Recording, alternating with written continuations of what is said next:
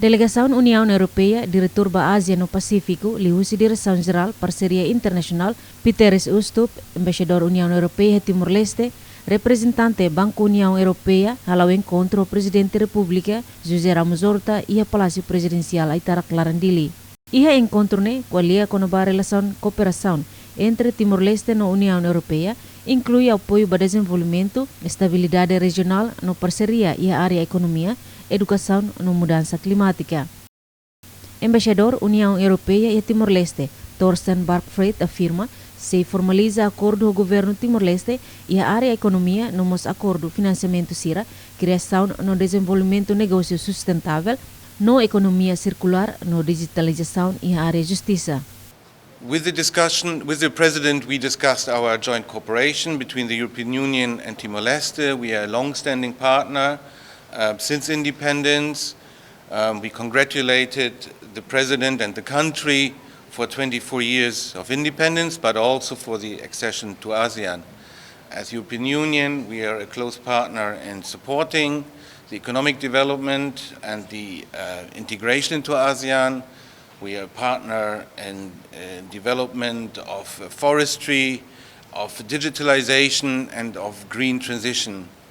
We had offered the President to continue this partnership in the future as a close ally and through various means, by project support, by assistance, but also by loans, to make sure Timor-Leste can fulfill its destiny as a full member of ASEAN.